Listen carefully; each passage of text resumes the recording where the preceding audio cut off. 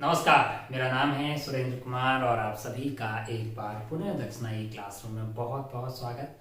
Paper 1 का discussion कर रहे हैं ये एफएसटी का। पहले सवाल के बारे में बातें स्टार्ट कर रहे हैं।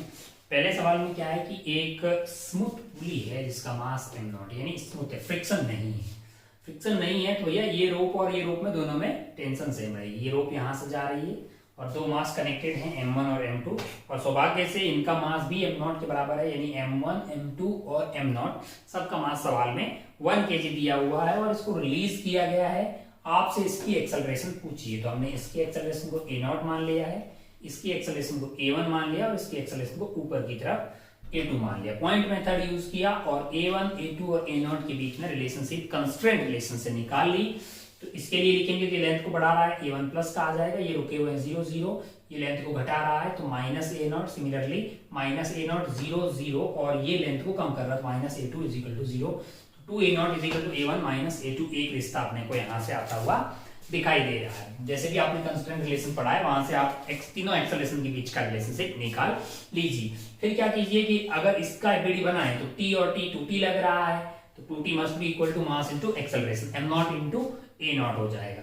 अब अगर आप ध्यान से देखें यहाँ पे तो नीचे लग रहा होगा M1G, ऊपर क्या लग रहा है T लग रहा है। M1G minus T is equal to M1 A1, एक रिश्ता आ जाएगा। यहाँ पे अगर आप देखिएगा तो हमने A2 को ऊपर माना है, T minus M2G must be equal to M2 A2। तो ये आपका 4 इक्वेशन होगी, 1 2 3 4। इन चारों इक्वेशन को अगर अपन सॉल्व करें तो यहां से अपने को क्या मिल जाता है, T मिल जाता है, और ये वैल्यू आती है किसकी, T की सॉल्व करने में। अब अगर T मिल जाए तो आप सेकेंड इक्वेशन में यहाँ पर T की वैल्यू डाली तो वो M0 इंटू A0 है। तो अगर आपको A0 चाहिए, A0 चाहिए तो आप क्या कर देंगे, M0 से डिवाइड कर देंगे। 2T डिवाइडेड बाई M0 से आपको A0 मिल जाएगा और उसमें वैल्यू फिर जो है M1, M2 और M0 की वैल्यू डाल दीजिए। 1 kg 1 kg 1 kg है सब। सॉल्व करने पे ये वैल्यू 20/3 मीटर पर सेकेंड स्क्वायर आ रही है, जो कि आपको ऑप्शन बी में दिखाई देगी। तो एक थोड़ा सा कैलकुलेशन वाला सवाल था, बाकी कोई कॉन्सेप्ट वाइज कोई बहुत ज्यादा डिफिकल्ट सवाल तो नहीं था जेई एडवांस के पॉइंट ऑफ व्यू से। आइए बढ़ते हैं सवाल नंबर 2 की तरफ। देखिए जरा सेकंड वाले सवाल में आपको इस तरह का कार्यक्रम दिया हुआ है। तो मैं क्या कर रहा हूं, सेम लेवल पे दो बिंदु ले रहा हूं। एक बिंदु यहाँ पे ए और पी मान लेते हैं इसको, और ये पॉइंट को मैं क्यू ले रहा हूं। दोनों सेम लेवल पे हैं, फ्लूइड स्टैटिक कंडीशन में, तो pressure at P must be equal to pressure at Q. ये रिलेशनशिप फॉलो होनी चाहिए। तो अब अगर आप ध्यान से देखिएगा, यहां का प्रेशर जो भी होगा सेम रहेगा। तो ये वाला यहां पे प्रेशर में कौन कंट्रीब्यूट कर रहा होगा, ये कंट्रीब्यूट कर रहा होगा, ये कंट्रीब्यूट कर रहा होगा। ये एंगल आपका 60 डिग्री, ये 60 डिग्री, तो इसके कारण क्या आ जाएगा, रो जी एच। एच क्या हो जाए, ये x है तो ये L माइनस एक्स होगा। L माइनस एक्स का कौन सा वाला कंपोनेंट, साइन थीटा वाला। तो rho g L minus x sine 60 degree, that is √3/2, √3/2।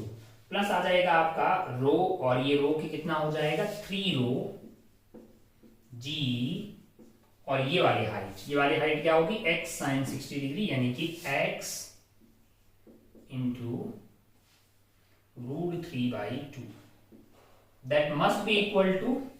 यहां से अगर आप ध्यान से देखिएगा तो इधर वाले पॉइंट के लिए लिखेंगे तो इसके कारण आ जाएगा रो जी एक्स साइन 30 डिग्री √3/2, और ये वाला आ जाएगा आपके लिए 2 रो जी L माइनस एक्स। अगर ये x है तो ये वाली दूरी कितनी हो जाएगी, L minus x sine 60 degree, यानी कि आपके पास √3/2 आ गया। तो यहां से आपका √3/2 गायब हो जाएगा। रोजी गायब हो जाएगा। तो यहां पे बचा क्या है आपके लिए, L माइनस एक्स, और यहां पे आपके लिए बचा है 3x। यहां पे क्या बच गया है, 3x हो गया है, दैट इज इक्वल टू, यहां से आ गया आपके लिए x, और यहां से आ गया है आपके लिए 2L माइनस एक्स। अब आप ध्यान से देखिएगा तो ये वैल्यू आपकी आ रही है L plus 2x, that is equal to x plus 2L minus 2x। तो अगर आप ध्यान ध्यान से देखिएगा तो ये 2x इधर आ जाएगा तो 4x हो जाएगा, है ना। 4x और x घटा देंगे तो 3x is equal to l आ गया। तो x की वैल्यू आ रही है l/3। x की वैल्यू कितनी आ रही है अपने लिए? l/3 आ रही, जो कि आपको ऑप्शन डी में दिखाई देगा। तो एक आसान सवाल था, सेम लेवल पे प्रेशर हमें सेव करना है ना। यहाँ जो भी प्रेशर होगा, जो भी होगा, वो दोनों में ऐड आएगा, मतलब यहाँ पे भी वो आ जाएगा, यहाँ पे भी वो आ जाएगा।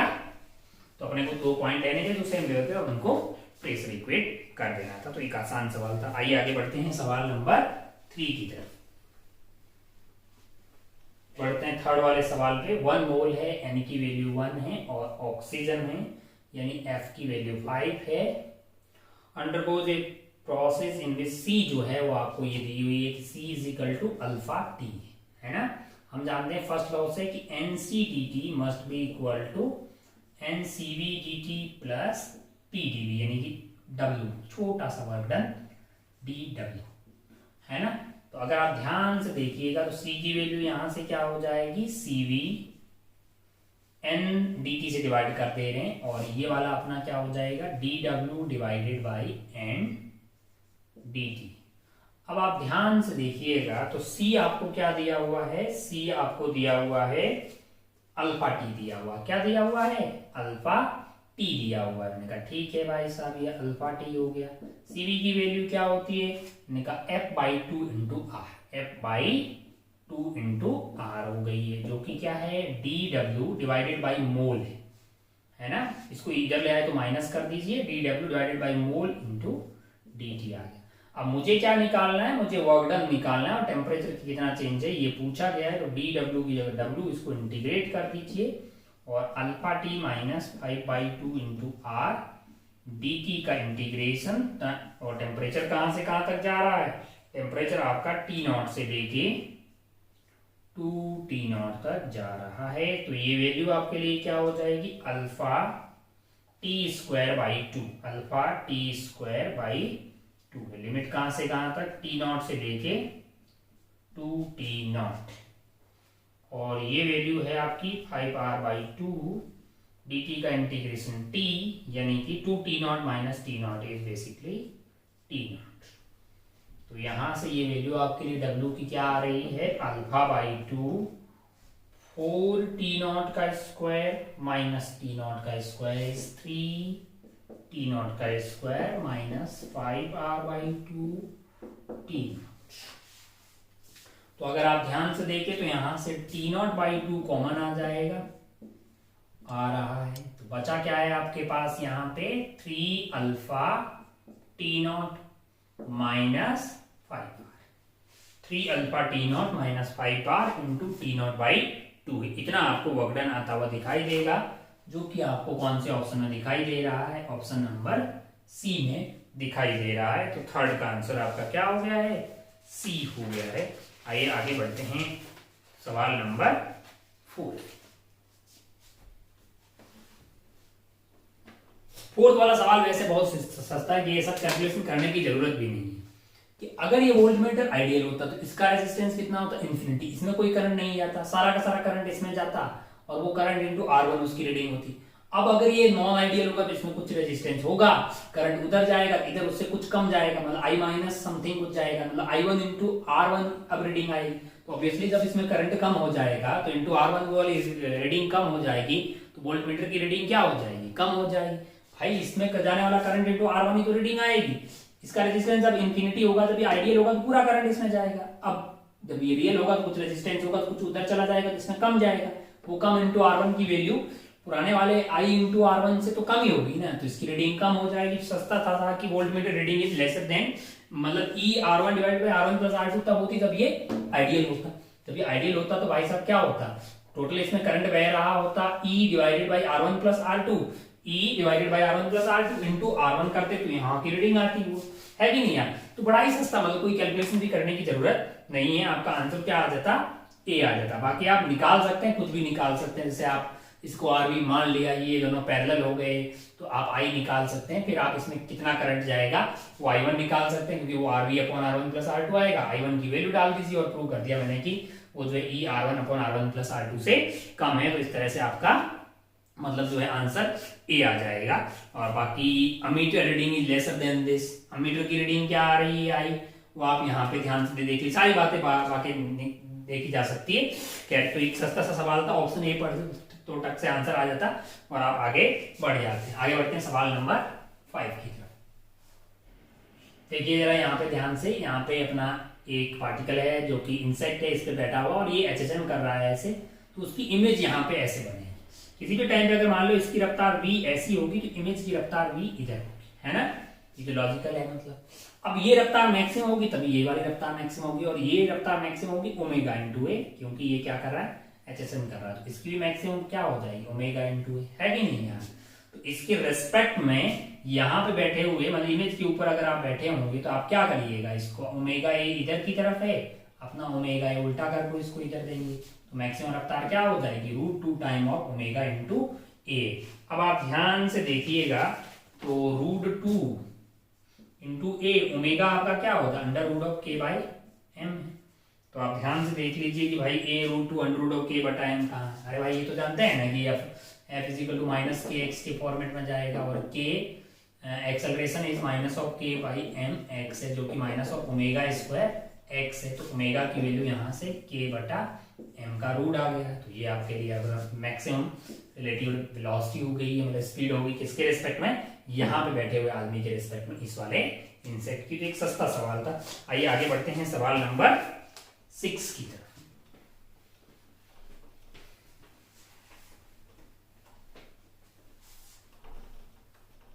क्या है सवाल नंबर 6, जरा ध्यान से देखिए।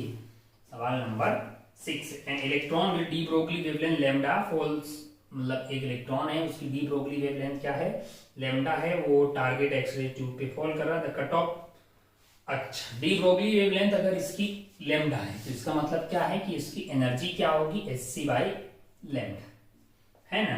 अब अगर आप ध्यान से देखें, या फिर अपन ये भी लिख सकते हैं भाई लैम्डा दिया हुआ तो ये आपको h/p दिया हुआ, यानी कि p उसका कितना होगा h/लैम्डा, है कि नहीं h/लैम्डा। और अगर p पता हो तो p = क्या होता है √2m/k।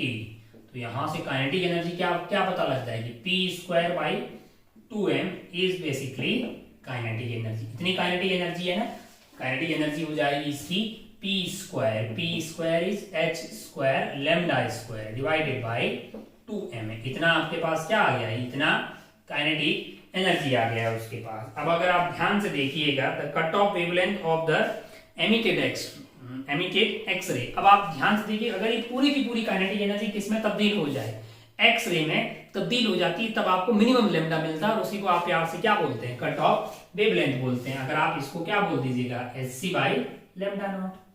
तो ध्यान से देखिए, एक h से h कट गया है और आपके λ0 की वैल्यू यहां से आती हुई दिखाई दे रही होगी 2λ² mc divided by h, 2mc λ²/h। ये वैल्यू आपको कहां मिलेगी, ये आपको ऑप्शन ए में मिलती हुई दिखाई देगी। तो इस तरह से 6 वाले का आंसर आपका क्या हो गया है, ए हो गया। आइए आगे बढ़ते हैं कॉम्प्रहेंशन वाले सवालों पे, पैराग्राफ 6 और 7।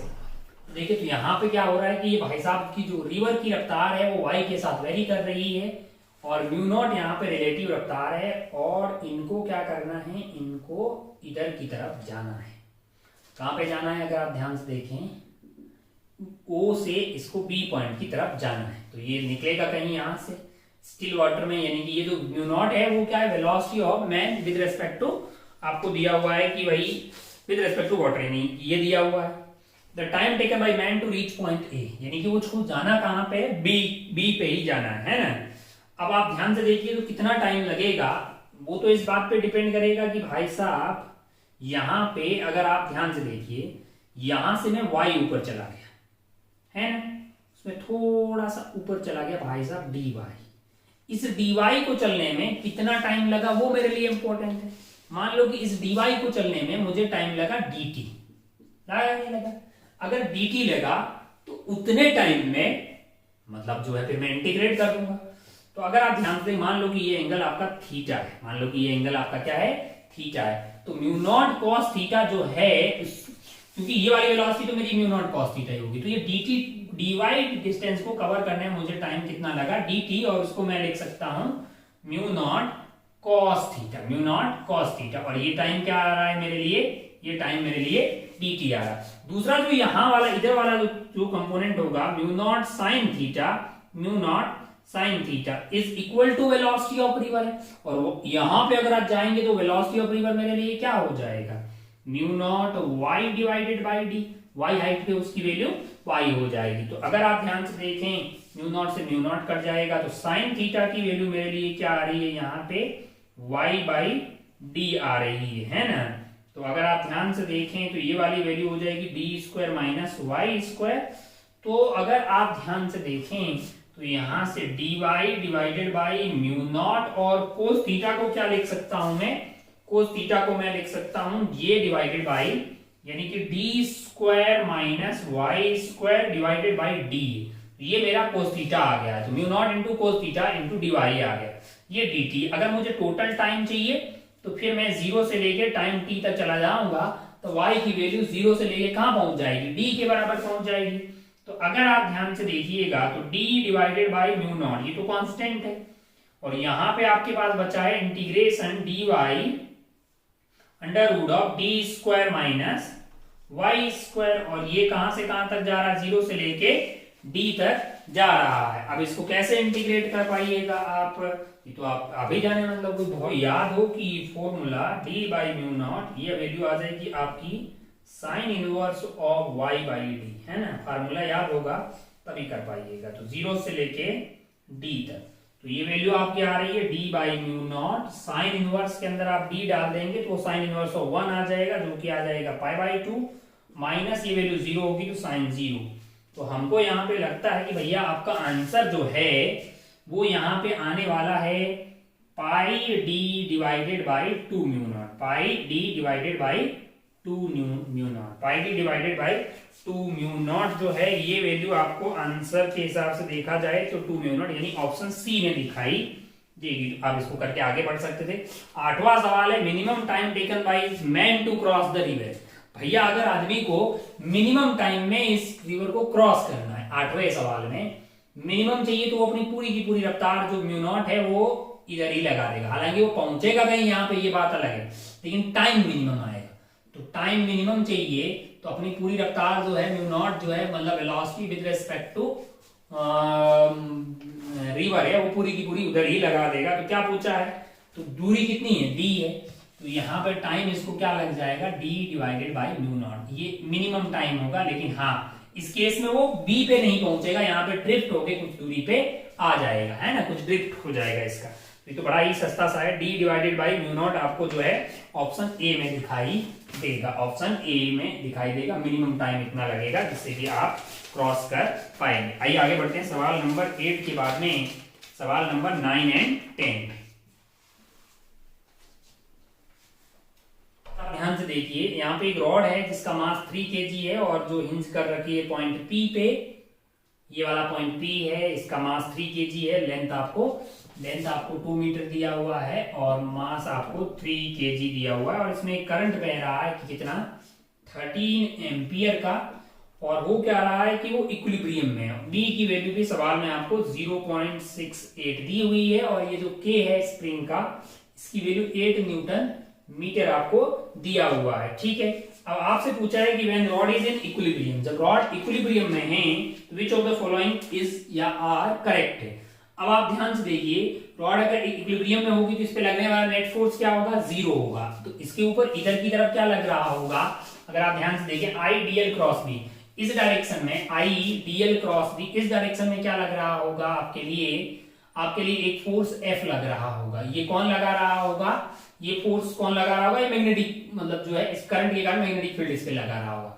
और यहाँ पे क्या लग रहा होगा, K इंटू एक्स लग रहा होगा। इन दोनों का टॉर्क जो है इस पॉइंट P के अबाउट क्या हो रहा होगा, 0 हो रहा होगा। तो पहले अपन इसको निकाल लेते हैं, आई एल बी, आई की वैल्यू 13 है, एल की वैल्यू 2 है, और बी की वैल्यू आपको दी हुई है 0.68, और ये वैल्यू जब सॉल्व कर रहे हैं ना, 3 इंटू 2 इंटू 0. ये आ रही है आपके लिए 17.68 न्यूटन है। अब अगर आप ध्यान से देखें, अब अगर आप ध्यान से देखें तो आपका टॉर्क जो है यहाँ पे ये देखिए जरा ध्यान से।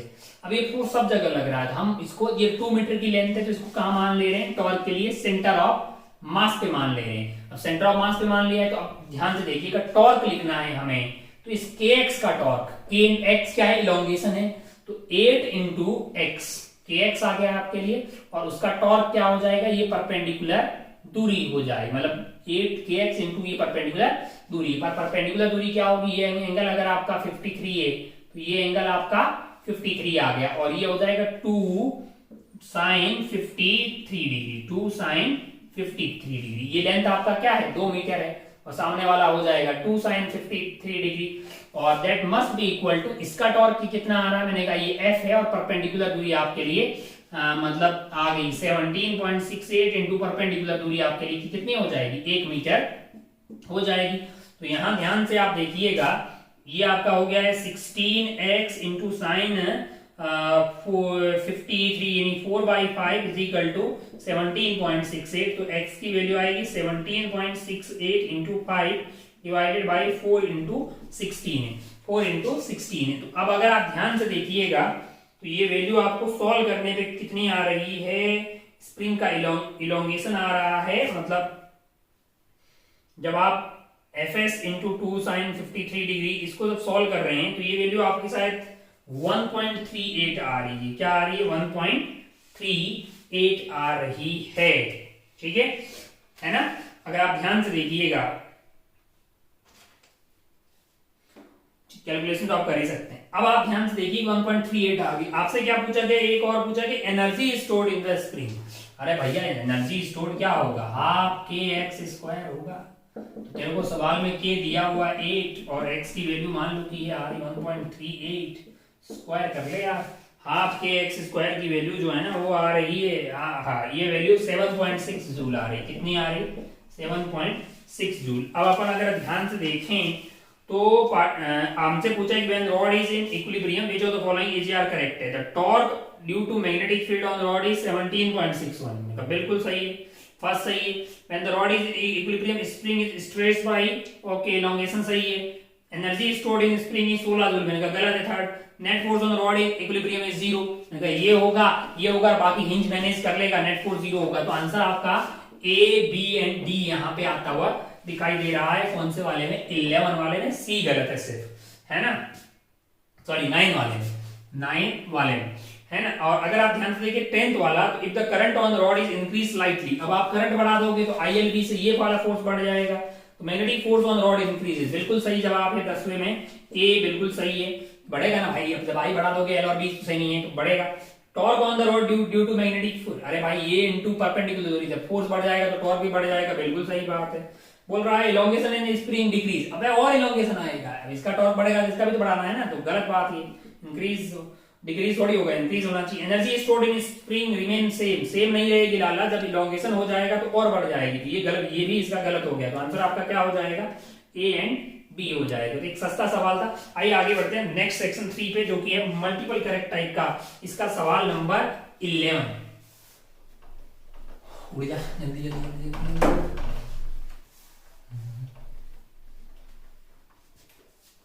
ध्यान से देखिए सवाल नंबर 11 क्या है हमारे पास यहाँ पे, सवाल नंबर 11, सवाल नंबर है कि particle moves in straight line, straight line में भाई साहब मूव कर रहे हैं हमेशा, और रफ्तार आपकी v है, तो यहां से कुछ दूरी पे आप बातें कर रहे हैं, particle moves in straight line with uniform velocity, इस एंगुलर मोमेंटम इज ऑलवेज 0, मैंने कहा नहीं भाई आएगा भाई, इस पॉइंट की अगर बात करेंगे तो एंगुलर मोमेंटम की वैल्यू आ जाएगी mv, परपेंडिकुलर दूरी मान लो d, इतना आएगा, है कि नहीं है, और वो अंदर की तरफ, तो इज ऑलवेज 0 गलत बात, ए आपका गलत हो गया है। बी देखते हैं, बी क्या बोल रहा है, is 0 about A point on the straight line, अब यहां रखोगे तो भैया परपेंडिकुलर दूरी 0 हो जाएगी, 0 0 आएगा, यानी कि ए आपका गलत हो गया है, बी आपका सही हो गया है। अरे भाई यहां कहीं भी रखोगे तो डी 0 हो जाएगा, तो एल अपने आप 0 हो जाएगा। Is not 0 about A point away from the straight line, बिल्कुल सत्य बात, अगर दूर रहोगे तो डी 0 नहीं होगा। About any given point remain constant, कोई भी पॉइंट रखोगे भैया m चेंज हो नहीं रहा, v चेंज नहीं हो रहा, और इस लाइन से परपेंडिकुलर दूरी, तो फिर जब लाइन फिक्स है, पॉइंट फिक्स है, तो d सेम रहेगा, ये वैल्यू हमेशा सेम रहेगी, डायरेक्शन भी सेम रहेगी। बिल्कुल सस्ता सवाल था, आंसर आपका हो जाएगा बी सी डी, है ना। अच्छा, बहुत बढ़िया, बहुत ही खूबसूरत। अब अगर आप ध्यान से देखिए सवाल नंबर 12, सवाल नंबर 12 पे चलते हैं। सवाल नंबर 12 में आपको क्या बोला गया है? सवाल नंबर 12 में if the tension in the string in the both the end change bye 20%। अच्छा, यहाँ दोनों साइड से बंधा हुआ है तो फ्रीक्वेंसी आपकी होती है n/2l under root of t by mu. अब बोल रहा है कि फंडामेंटल फ्रीक्वेंसी इसकी 15 है, मतलब n की वैल्यू जब 1 है तब इसकी फंडामेंटल फ्रीक्वेंसी कितनी दी हुई है? 15 हर्ट्ज आपको दी हुई है। अच्छा, if the tension in the stress string fixed at both the end is changed by 20%, the fundamental frequency is found to increase by 15 hertz। पहले ये थी टेंशन, अब टेंशन को कितना कर दिया है? it changed by 20%। अब आप ध्यान से देखिए, इंक्रीज तभी होगी जब टेंशन बढ़ाई होगी, तो नया आपके लिए क्या हो जाएगा? 2l, और टेंशन की वैल्यू 20% बढ़ने के बाद अब ओरिजिनल वाले की 120% हो जाएगी, यानी कि 1.2 t हो जाएगी, डिवाइडेड बाई म्यू है। और ये बोला गया है कि भाई साहब मतलब जो है फंडामेंटल फ्रीक्वेंसी, अच्छा पहले f थी कुछ भी, अब बढ़ के कितनी होगी? इंक्रीज बाई 15 हर्ट्ज है, यानी कि f प्लस 15 हो गई है। अच्छा, original frequency is approximately this, velocity propagation of transverse waves is approximately ये वो। अब आप ध्यान से देखिएगा, ध्यान से अगर आप देखेंगे तो तो क्या पाइएगा कि इन दोनों का आप ले लेते हैं रेशियो। अगर आप रेशियो ले लेंगे लाला, रेशियो लेंगे तो ये कार्यक्रम से ये कार्यक्रम कट जाएगा, है ना, ये यहां से ये कट जाएगा और आपके पास क्या बचेगा? मैंने कहा रूट में 1/1.2 बचेगा और इधर f/f प्लस 15 बचेगा। हमको लगता है कि फिर आपको क्या कर देना चाहिए? स्क्वायर कर देना चाहिए दोनों साइड से, तो ये f square divided by f plus 15 का स्क्वायर इज इक्वल टू 1.2 आ जाएगा। उम्मीद है कि सॉल्व करके आप f निकाल देंगे। जब आप इसको सॉल्व कर रहे हैं, सवाल कौन सा है भैया? सवाल नंबर 12 है। सवाल नंबर 12 में जब आप इस कैलकुलेशन को कर रहे हैं तो ये वैल्यू आपके लिए कितनी आ रही है? f की वैल्यू आपको सॉल्व करके 157 ही आ रही है, 157 f की वैल्यू आ रही है 157 हर्ट्ज आ रही है। बहुत बढ़िया भाई साहब, बहुत ही शानदार। अब बोल रहा है कि भाई velocity of propagation of transverse wave along the string change by approximately 10%, fundamental wavelength of string does not change. Fundamental wavelength लाला यही है ना, ये लेंथ अगर आप चेंज नहीं कर रहे हैं, lambda by 2 is equal to L है, जब तक आप एल चेंज नहीं करोगे lambda is equal to 2l रहेगा, तो इसमें कोई चेंज होने वाला नहीं है। तो ए आपका सही हो गया है। और velocity of propagation of wave, अच्छा बी और सी में से अपने को भी चेक करना है, डी आपका क्या हो गया? सही हो गया है। तो अगर आप ध्यान से देखें तो पहले वेलोसिटी आपकी कितनी थी? Under root of T by mu थी, और अब क्या हो जाएगी? 1.2 t डिवाइडेड बाई म्यू, इतनी हो जाएगी। कितना परसेंट इंक्रीज हुआ है देख लीजिए भाई, 1.2 t डिवाइडेड बाई म्यू का रूट माइनस इनिशियली कितना था? Under root of T by mu divided by initially आपका था under root of T by mu है, तो ये कट जाएगा, यानी कि आपकी वैल्यू आएगी root of 1.2 minus 1 divided by 1। Percentage में चाहिए तो इंटू 1 कर लीजिए, तो ये आपका 1 समथिंग 1 अप्रॉक्स बोला है ना, तो हाँ बिल्कुल आपका 1 पॉइंट समथिंग आएगा, माइनस आप कर दीजिए 1.7 के अराउंड है, माइनस आप 1.7 that is near by of 10। Yes, तो आपका आंसर जो है वो सी भी यहाँ पे करेक्ट है, हो जाएगा, बी गलत हो जाएगा। चलिए आइए आगे बढ़ते हैं सवाल नंबर 13 पे। चलिए आगे बढ़ते हैं सवाल नंबर 13 पे। सवाल नंबर 13 क्या है जरा ध्यान से देखिए। Electric flux, the flux of electric field through a close surface, कोई भी क्लोज सरफेस है उसमें इलेक्ट्रिक फ्लक्स क्या हो जाएगा? Cyclic integration of E dot D A is equal to Q enclose divided by epsilon naught. Q enclose मतलब net अंदर जो भी चार्जेस हैं उन्हीं पे डिपेंड करेगा और उनका टोटल अलजेब्रिक सम कर देना है। The electric field must be zero everywhere on the surface, ऐसा कोई जरूरी नहीं है। अगर ये जीरो है, मतलब ये बोल रहा है कि ये जीरो है, तो भैया ये ऐसा जरूरी थोड़ी है कि ई जीरो हो, ऐसा कोई जरूरी नहीं है हर जगह ई जीरो, क्योंकि ई डॉट ई और ए के बीच में एंगल अगर 90 हुआ तो भी तो जीरो हो सकता है, सिंपल सी बात है ना। तो ई जीरो ऐसा कोई जरूरी नहीं है, ए गलत। B C and D, B में अगर देखिए तो इलेक्ट्रिक फील्ड में भी zero everywhere on the surface, हाँ ऐसा हो सकता है कि जीरो में लिखो भैया, मस्ट का लिखो। The charge inside the surface must be zero, हाँ net charge in the surface must be zero, मतलब अभी यहाँ चार्ज बोल रहा है तो ठीक है, नेट चार्ज मान लेते हैं, सी ठीक है। The charge in the vicinity of surface must be zero. In the vicinity of charge, अबे यहाँ का जीरो होगा भाई, ऐसा कोई जरूरी नहीं है, हम तो Q enclose divided by epsilon not की बात कर रहे हैं। ये गलत हो गया भैया, बी एंड सी यहाँ पे हो गया। नेट चार्ज अंदर की तरफ क्या होना चाहिए, जीरो होना चाहिए। आइए आगे बढ़ते हैं सवाल नंबर 14 की तरफ। सवाल नंबर 14 क्या बोल रहा है, सवाल नंबर 14, सवाल नंबर 14 में एक वर्नियर कैलिपर है जिसमें with each 1 centimetre on the main scale is divided into 8 division है, यानी कि 1 मैन स्केल डिवीजन क्या हो जाएगा, 1/8 सेंटीमीटर हो जाएगा। एंड ए स्क्रू गेज है उसमें 100 डिवीजन है, ठीक है भैया। In the vernier calliper 5 division of vernier scale coincide with 4 division of main scale. 4 division of main scale division is equal to 5 vernier scale division है। तो यहां से 1 वर्नियर स्केल डिवीजन क्या आ जाएगा, 4/5 इंटू 1 मैन स्केल डिवीजन जो कि आपका 8 है, तो ये आपका 1/10 सेंटीमीटर आ जाएगा। अब आप लिस्ट काउंट की बात करें तो लिस्ट काउंट होगा आपका 1 man scale division minus 1 vernier scale division है, जो कि 1/8 माइनस 1/10 हो जाएगा, है ना। तो ये वैल्यू आप निकाल लीजिए, ये वैल्यू कितनी आ रही है, सवाल नंबर 14 है।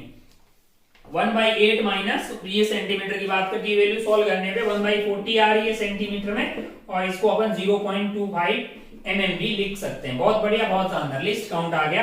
अब आप ध्यान से देखिए तो आगे ऑप्शन है the least count of vernier calliper is 0.25, तो 14 वाले का ए आपका यहाँ पे करेक्ट हो जाता है। बी सी एंड डी अपने को चेक करना है। If the pitch of the screw gauge is twice the least count of vernier then least count of screw gauge is this. अगर पिच क्या हो, बी वाला ऑप्शन देखेंगे भाई, पिच जो है इसकी लिस्ट काउंट की डबल हो, यानी कि कितनी हो, 0.50। Pitch divided bye circular turn कितने दिए हुए हैं, उसके 100 दिए हुए हैं, तो डिवाइड करिएगा तो वो 0.005 mm आ जाएगा लिस्ट काउंट। अरे आप जानते हैं ना, pitch divided by number of turns on circular scale is equal to the least count of that particular, मतलब जो स्क्रू गोज का लिस्ट, वो लिस्ट काउंट आ जाता है। तो ठीक आ रहा है, 0.005 पर mm आ रहा है। तो ये ऑप्शन जो बी है आपका, वो भी यहाँ पे करेक्ट होता हुआ दिखाई दे रहा है। सी में आपसे क्या पूछा गया है, if the least count of linear scale of screw gauge is twice the least count of vernier scale। अच्छा एक बात बताइए, least count of linear scale of screw gauge is twice the least count of vernier caliper। least count of screw gauge is 0.01 mm। least count of linear scale of screw gauge is twice the least count of vernier caliper। vernier caliper का least count कितना है आपके पास, vernier caliper का list count आ रहा है 0.025। तो एक, अब वो बोल रहा है कि एक मैन स्केल जो डिवीजन है, यानी कि जो लिस्ट काउंट है मैन स्केल का, किसकी, स्क्रू गोज की, वो जो है डबल है इसका, यानी कि किसके बराबर है, 0.05 mm के बराबर। अगर वो 0.5 mm के बराबर है तो तब बोल रहा है कि list count of screw gauge 0.01। नहीं बे, 0.01 थोड़ी आ जाएगा, फिर से वो एक यही तो पिच है, यही तो पिच है। अगर आप ध्यान से देखिएगा, ऊपर वाले में क्या था कि लिस्ट काउंट द पिच है, पिच, अरे भाई एक मतलब लिस्ट काउंट है ना, the least count of linear scale of screw gauge is twice the least count of vernier, यानी कि वर्नियर आपका इतना है, यही ना पिच आ गया, डिवाइडेड बाय 100, तो फिर से ये 0.005 mm आएगा। तो ये आंसर थोड़ी देना चाहिए। 14 का आंसर आपको बोल रहा है कि देन लिस्ट काउंट ऑफ,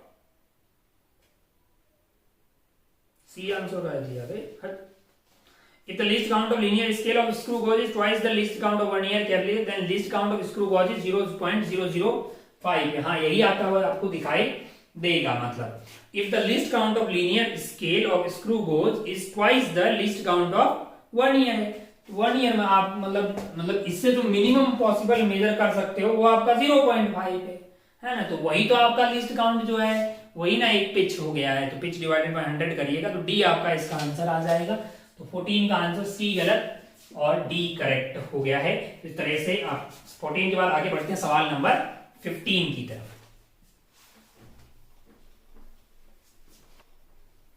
तो यहाँ पे ए करेक्ट हो गया, बी करेक्ट हो गया। अब आप ध्यान से देखिए सी में क्या बोल रहा है। हम जानते हैं ना, हमें जानते हैं कि भाई साहब तो लिस्ट काउंट है आपके लिए, क्या लिस्ट काउंट किसका, स्क्रू गोज का, वो होता है pitch divided by number of turns on circular scale, number of turns on circular scale है। ये आपको सवाल में कितना दिया हुआ है, ये आपको 100 दिया हुआ है, और यहां से पिच आपको इसके डबल से मिल गई।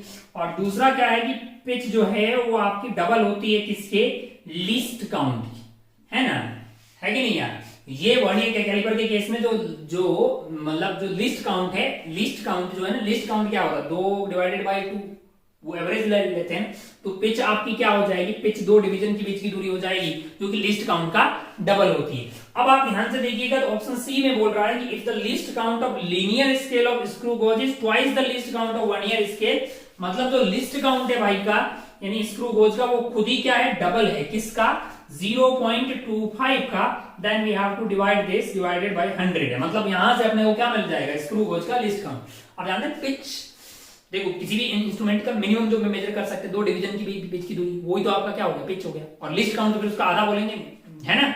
अब दो पॉइंट के बीच का डिफरेंस लेते हैं, तो वो लिस्ट काउंट उसका डबल हो जाता है। आपको उम्मीद है कि आपको ये लिस्ट काउंट और ये सब आइडिया आपको पहले से पता होगा।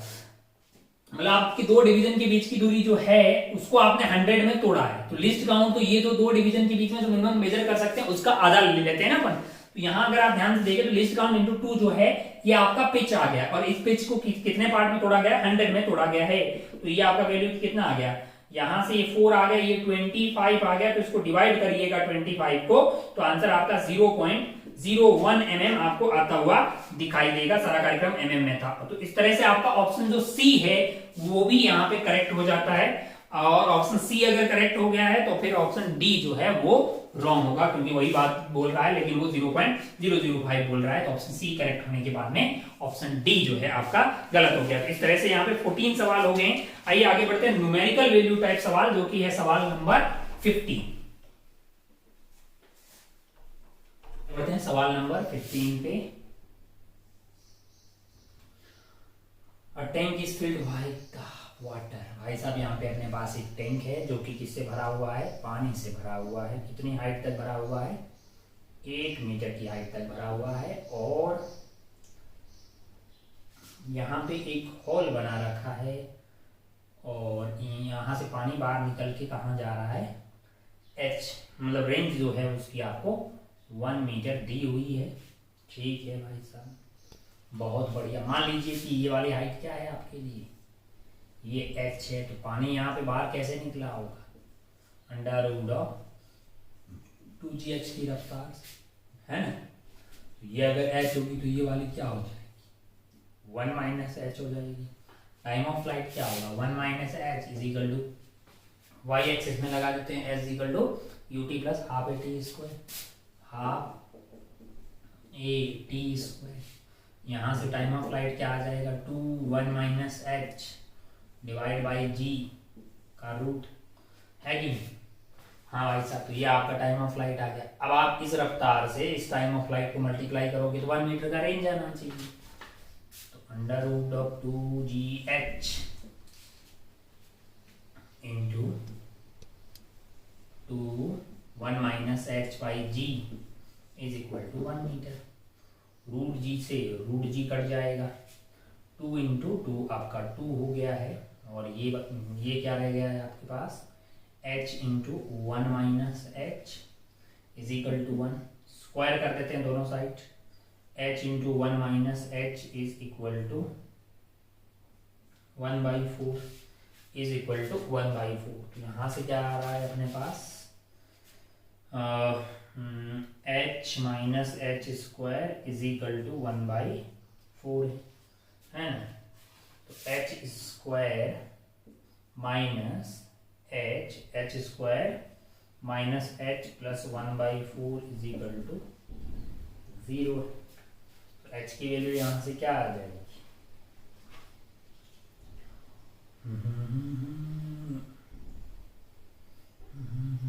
हाँ h की वैल्यू यहाँ से आ रही है आपकी 1/2। देखो ये पॉजिटिव वैल्यू 1/2 को रखिएगा तो 1/2 का स्क्वायर हो जाएगा 1/4। ये आपका 1/4 हो जाएगा, ये माइनस 1/2, 1/4 माइनस 1/2 प्लस 1/4। तो ये आपका 1/2 हो गया, माइनस 1/2 0 आ जाएगा। तो h की वैल्यू है 1/2, तो ये वाली हो जाएगी 1 माइनस 1/2 यानी कि 0.5। मीटर। तो आपको पूछा गया है कि वो 0.x मीटर है, तो x की वैल्यू क्या होगी? तो x की वैल्यू आपके लिए आ गई है 5। तो इस तरह से एक सस्ता सवाल था। आइए आगे बढ़ते हैं सवाल नंबर 16। जरा ध्यान से देखिए सवाल नंबर 16 क्या है। पहले तो ये सर्कुलर का सवाल है कि भैया आपको x का फंक्शन t निकालना आपने सीखा होगा। हालांकि अपन ने क्या कर दिया, x दूरी पे जाके रॉड में एलिमेंट ले लिया dx का, मास हो जाएगा dm, उसको अपन म्यू इनटू dx लिख सकते हैं। Mu is mass per unit length, जो कि होगा mass divided by length of rod. अब यहाँ से अगर आप ध्यान से देखें तो यहाँ से dx दूरी पे यहाँ पे टेंशन t होगी और उसे जस्ट पहले थोड़ी d प्लस dt होगी। यहाँ पे 0 होती है, यहाँ पे मैक्सिमम होती है। तो अगर आप ध्यान से देखें नेट फोर्स इस पे ऊपर क्या हो जाएगा, t minus T plus D T, दोनों का डिफरेंस हो गया आपका dm ओमेगा स्क्वायर। तो यहाँ से आ गया minus D T is equal to dm omega square x, और dm की वैल्यू आप डाल दीजिए म्यू इनटू dx से। अब आप ध्यान से देखिए तो आपको पता है कि एंड पॉइंट पे टेंशन 0 होगी। एंड पॉइंट पे टेंशन क्या होगी, 0 होगी। तो आप क्या कहां से कहां लिमिट लगा दी, L टू x मान लो। क्यों? क्योंकि L पे अपने को टेंशन पता है कि 0 होने वाली है। तो आपने L से x लगा लिया, किसी भी x पे टेंशन को हमने t मान लिया। सॉल्व करके हमने टेंशन जो है फंक्शन ऑफ x निकाल दिया। मतलब यहाँ पे 0 होगी और यहाँ पे मैक्सिमम होगी। अब अपन जानते हैं कि वेलोसिटी होती है under root of t by mu. एक सस्ता सवाल है, लेकिन ये आपको अगर पहले सर्कुलर में करके रखा होगा तो बड़ा ही आसान है। इसको यहाँ पे डाल दीजिए t बाय म्यू, और v को अपन क्या लिख सकते हैं, dx बाय dt डाल दिया। इंटीग्रेशन ये आ गया आपका साइन इनवर्स ऑफ x बटा l है। अब आप ध्यान से देखिए कि आपको पूछा था कि भैया यहाँ से स्टार्ट हो गए यहाँ तक जाने में कितना टाइम लगेगा, तो x की वैल्यू l हो जाएगी। तब जो टाइम होगा वही आपका आंसर हो जाएगा। x की वैल्यू l होगी तो साइन इनवर्स ऑफ l बटा l हो जाएगी, यानी साइन इनवर्स ऑफ 1 जो कि आपका पाई बाई 2 हो जाएगा। और pi by 2 is basically equal to omega root 2 into T. तो यहां से आपके पास जो t की वैल्यू आने वाली है वो आ रही होगी आपको pi by root 2 omega, pi upon root 2 omega. तो अगर आप ध्यान से देखें pi upon root n omega दिया हुआ, n की वैल्यू सौभाग्य से यहां से n की वैल्यू क्या आ रही है, 2 आ रही है। रूट n में n की वैल्यू 2 आ गई, तो हमारा आंसर जो है वो n इज इक्वल टू 2 आ जाएगा, है ना। तो इंपॉर्टेंट है कि आप t as a function of ये निकाल दीजिए, या फिर आप यहाँ का टेंशन t नॉट मान लीजिए। लिमिट भले ही मतलब जो है x इज इक्वल टू 0 से x लगा दीजिए, यहाँ पे t नॉट से t कर दीजिए। फिर आपको इंडिविजुअली यहाँ का टेंशन पहले निकाल लीजिए, क्योंकि यहाँ पे तो पूरा मास इधर की तरफ है ना, तो वहां से निकाल लीजिए। या फिर ये एंड पॉइंट पे टेंशन 0 होता ही है, तो x की वैल्यू l डाल दो डायरेक्ट, और l के करस्पॉन्डिंग 0 है, तो x के करस्पॉन्डिंग t मान लिया और सॉल्व करके tension as a function of x निकाल दिया। आइए आगे बढ़ते हैं सवाल नंबर 16 के बाद में सवाल नंबर 17 की तरफ। नेक्स्ट आपका सवाल नंबर है 17। आइए देखते हैं क्या है सवाल नंबर 17। यहाँ पे सप्लाई दी गई है v is equal to 4000 t, और यहाँ पे है एक रजिस्टर जो कि कितना है 4 ओम का, और यहाँ पे एक कैपेसिटर है जिसकी कैपेसिटी की कितनी है 300 माइक्रोफैरेड है। बहुत बढ़िया भाई साहब। आपसे पूछा कि in the circuit so on time varying v this is applied at t 5 millisecond current passing through the capacitor is. भाई किसी भी टाइम पे कैपेसिटर में कितना करंट जाएगा, मैंने कहा अगर आपको ध्यान से देखना है तो वोल्टेज तो यही रहने वाला है उसके अक्रॉस, तो यहाँ पे Q हो जाएगा, यहाँ माइनस Q हो जाएगा। Q की वैल्यू क्या आएगी C into V, C into V. C की वैल्यू कितनी है, मैंने कहा 300 माइक्रोफेरेड, यानी 10 की पावर माइनस 6 हो गया, इंटू वी इज 4000 t, है ना। तो अगर आप ध्यान से देखें तो आपको क्या चाहिए, आपको I चाहिए, that is equal to dq by dt। इसकी वैल्यू क्या आ जाएगी, ये तो खत्म ही हो गया, 1 3 और 2 5, तो ये 3 इंटू 10 की पावर माइनस 1 बचेगा इंटू 4 है, तो हमारा आंसर तो 1.2 आता हुआ दिखाई देगा। अच्छा, the current passing through capacitor is के, हमको निकालना है 5k। अच्छा भाई 12 पंजे 60, ये k है, तो 5k की वैल्यू क्या हो जाएगी 1.2 इंटू 5 660, यानी कि 6 आ जाएगी। 5k की वैल्यू क्या आ जाएगी आपके लिए 6 आ जाएगी। तो 17 का आंसर आपका 6 हो गया। बहुत ही सस्ता सवाल था, बहुत ज्यादा मतलब, है ना। इसके अक्रॉस किसी भी टाइम पे क्यू आप लिख सकते हैं c इंटू वी, फिर से डिफरेंशिएट किया तो i मिल जाएगा, i is equal to dq by dt मिल गया। तो ये आपका सवाल नंबर था 17। आइए आगे बढ़ते हैं सवाल नंबर 18 जो कि लास्ट है, फाइनल सवाल होगा इस पेपर का।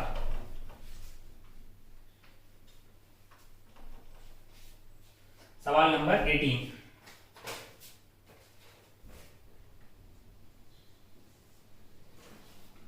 A large slab of this thickness 4 centimeter is placed over a point source of light on a plane surface. A large slab of mu 5.3 of thickness 4 centimeter is placed over a point source of light on a plane surface. ठीक है भाई साहब, यहाँ पे slab रखी हुई है ना, और यहाँ पे एक पॉइंट सोर्स, थिकनेस इसकी कितनी दी हुई है, टी आपको दिया हुआ है 4, T is equal to 4 centimetre, और म्यू कितना दिया हुआ है, म्यू आपको 5/3 दिया हुआ है। अच्छा, और लाइट जो है बाहर से जा रही है एक सर्कुलर रीजन में r सेंटीमीटर का, what is the value of r, ये बहुत मेडिकल में पूछा जाता है। ध्यान से देखिए, लाइट यहां से जाएगी, इस सोर्स से निकलेगी, है ना, जब तक ये आई बढ़ता रहेगा, जैसे जैसे आप इधर की तरफ जाएंगे आई बढ़ता रहेगा, एक वक्त ऐसा आएगा ये जो आई है वो क्रिटिकल एंगल के बराबर हो जाएगा, लाइट ऐसे हो जाएगी, है ना। तो ये वाला रीजन ऐसा होगा जिसमें से लाइट बाहर जा रही होगी। ये लेंथ आपसे 8 सेंटीमीटर पूछा गया है। ये एंगल कौन सा है, क्रिटिकल एंगल है, तो ये वाला एंगल क्या हो जाएगा, क्रिटिकल एंगल हो जाएगा। ये आपके पास 4 सेंटीमीटर है, ये क्या है, 4 सेंटीमीटर है। अब आप ध्यान से देखिएगा, ध्यान से अगर आप देखिएगा तो आपको पता है कि भाई साइन थीटा सी यानी critical angle is equal to mu rarer upon mu denser. Mu denser आपका कितना है 5/3, 3 ऊपर चला जाएगा, यानी कि इसकी वैल्यू आपको 37 डिग्री आ रही है। थीटा सी की वैल्यू क्या आ गई, 37 डिग्री आ गई। अब अगर ये एंगल 37 डिग्री है तो फिर ये तो 3 होना चाहिए और ये 5 होना चाहिए, क्योंकि ये 4 है। तो ये आर की वैल्यू आपके लिए कितना आ जाएगी, 3 सेंटीमीटर। आर की वैल्यू 3 सेंटीमीटर, आपसे पूछा है सेंटीमीटर में, तो आंसर हो जाएगा आपका 3। तो एक सस्ता सवाल था, लास्ट वाले 2-3 सवाल बहुत ही ज्यादा सस्ते थे। उम्मीद है कि आपने इस पेपर को फोड़ा होगा। बाकी अपने आप को मोटिवेटेड रखिएगा और आने वाले पेपर्स में और बेहतरीन करने की ट्राई कोशिश आप हमेशा करते रहिएगा। ठीक है, दैट्स ऑल। जय हिंद, जय भारत, टेक केयर।